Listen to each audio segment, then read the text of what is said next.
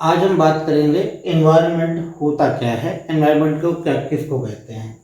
Environment में क्या होता है, एनवायरनमेंट प्रोटेक्शन एक्ट 1986 में कानून आया था जिसके अंतर्गत एनवायरनमेंट को पहले कवर किया गया था। तो सबसे पहले हम लीगल डेफिनेशन की बात करेंगे, फिर हम इसको समझेंगे। तो एनवायरनमेंट इंक्लूड्स, मतलब एनवायरनमेंट की डेफिनेशन इंक्लूसिव है, इसमें कुछ भी शामिल हो सकता है और आगे ऐड हो सकता है। क्या इंक्लूड करते हैं, इसको हम डेफिनेशन को तीन भाग में तोड़ते हैं, तीन भाग में। तो डेफिनेशन क्या कहती है, एनवायरनमेंट इंक्लूड्स क्या, लैंड, वाटर एंड एयर, यानी कि लैंड, वाटर और एयर को शामिल करके बन जाता है हमारा एक पार्ट। इसमें लैंड शामिल होती है, जमीन जिस पे हम खड़े हैं, वाटर जो जमीन के नीचे है, और एयर वो जमीन के ऊपर है, ये शामिल हो गए।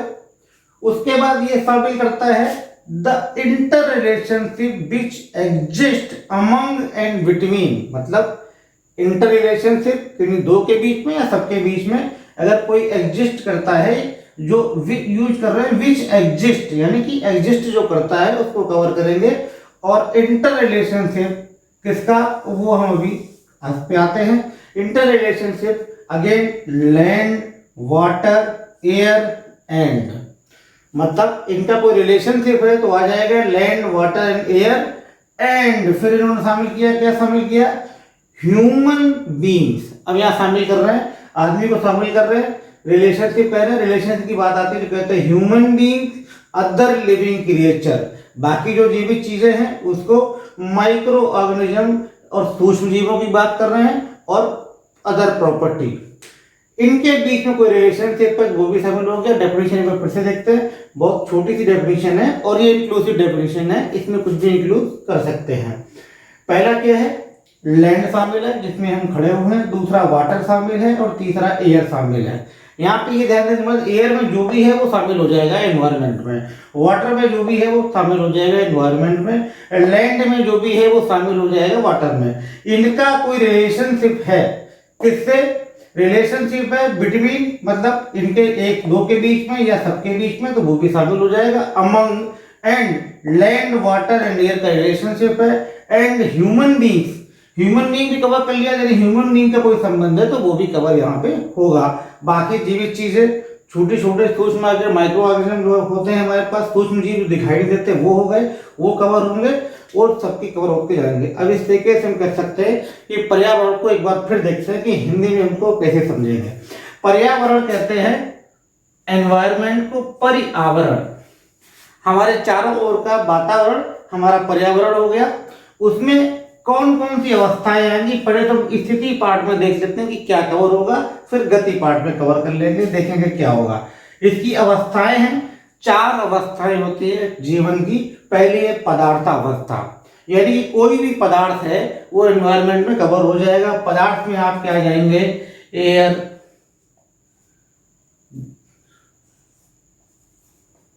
वाटर, लैंड, यानी कि हमको जमीन पे जो भी वस्तुएं देख रहे हैं वो सारी की सारी इसमें पदार्थावस्था में आ जाएंगी, वो आ गई। प्राणावस्था, प्राणावस्था वो चीजें हो गई जिसमें हम सांस लेते हैं, मतलब वो चीजें जो सांस ले सकती हैं वो प्राणावस्था में कवर हो जाएंगी, वो हमारे एनवायरनमेंट में शामिल हो जाएंगी।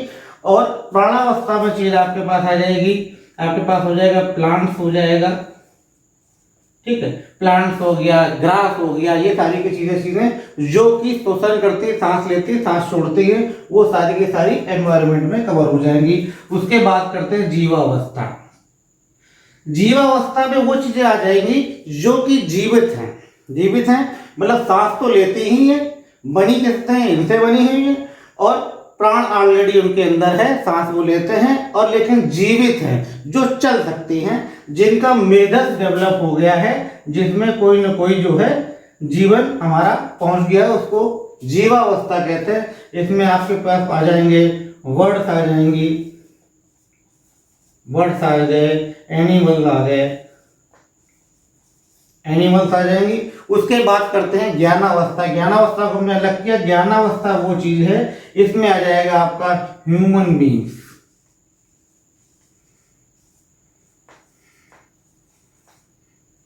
अच्छा, ये कानून भी इसी ने बनाया, आदमी ने कानून बनाया है। आदमी की ये जरूरत क्यों पड़ी, एक वर्ड है एनवायरनमेंट प्रोटेक्शन एक्ट, मानी संरक्षण की जरूरत क्यों पड़ी। संरक्षण का सीधा कारण है ये ज्ञानावस्था की इकाई है। क्या है ज्ञानावस्था की इकाई की खास बात क्या होती है? कल्पनाशीलता होती है इसमें, कल्पनाशीलता और कर्म स्वतंत्रता। बाकी सब चीजों से ह्यूमन को केवल एक ही चीज अलग करती है, कल्पनाशीलता भी है, कर्म स्वतंत्रता भी है कि मैंने अगर कल्पना कर ली कि भाई आज मैं तुम्हारे से कुछ अच्छा नहीं करूंगा, तो अच्छा नहीं करूंगा, अच्छा करूंगा, वो हमने कल्पना में सोचा और सवेरे जब उठे तो फिर कल्पना किया, करे या ना करे। तो कल्पनाशीलता, कर्म स्वतंत्रता भी है हमारे पास, हम अपना कर्म करते हैं। आज हम यहाँ से चले, बाहर गए और किया और नहीं किया, यानी हमारे पास कर्म स्वतंत्रता है। तो ज्ञानावस्था की इकाई में कर्म स्वतंत्रता होती है। ये पूरा का पूरा प्रोटेक्शन केवल ह्यूमन बीइंग के कारण ही क्या, प्लांट्स नॉर्मल क्लाइमेट वातावरण में कोई इफेक्ट नहीं करते हैं, प्लांट्स नहीं करते हैं, वाटर नहीं करता, ये सब मिलकर के ये सब चीजें बनाते हैं। केवल वर्ड बन जाती है, चिड़िया का कोई दखला नहीं होता, वो पॉल्यूशन नहीं फैलाते, केवल पॉल्यूशन फैलाता है तो ह्यूमन बीइंग फैलाता है। और ह्यूमन बीइंग फैलाता, उसके कारण से हमको खुद अपने लिए कानून बनाना पड़ा। आप मजेदार देखिए, जिसके पास कर्म स्वतंत्रता भी है, कल्पनाशीलता भी है, सोच सकता है, समझ सकता है, और हमको उसी के लिए कानून बनाना पड़ता है, एनवायरमेंट प्रोटेक्शन एक्ट। तो एक बार फिर डेफिनेशन देख लेते हैं। डेफिनेशन में क्या है, 3 पार्ट में तोड़ते हैं। Definition includes land, water and air, इनका रिलेशनशिप, ये चीजें शामिल कर ली। The inter relationship between exist among in between, ठीक है। तो लैंड, वाटर एंड एयर का रिलेशनशिप, आपस का रिलेशनशिप, और इन सब का इंटर रिलेशनशिप, हम कह सकते हैं ह्यूमन बीइंग का इससे रिलेशनशिप, ह्यूमन बीइंग का इससे रिलेशनशिप, वो सारे इंटर रिलेशनशिप जितने भी हैं वो सब कवर हो जाएंगे।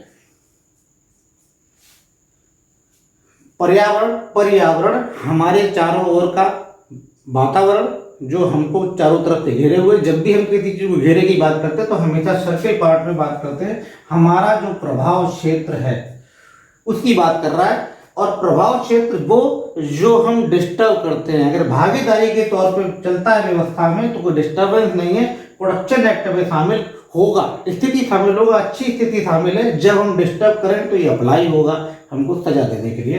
तो अब प्राणावस्था में हमारी एयर, वाटर एंड लैंड, तो उसके बाद प्राणावस्था में प्लांट आ गए, वो चीजें जो सांस लेती हैं वो आ गई। जीवावस्था, जीवावस्था में अपनी चिड़िया आ गई, एनिमल आ गए, वो आ गए। ज्ञानावस्था में ह्यूमन बीइंग्स आ गया, यानी कि ज्ञान की अवस्था में एक ही आदमी है और एक ही आदमी को अपने लिए कानून बनाना पड़ता है। ये हमारी एजुकेशन का कमाल है। हमको फिर एक बार सोचना पड़ेगा कि एनवायरनमेंट की वजह से हम हैं, तो हमको क्या करना चाहिए और क्या नहीं करना चाहिए।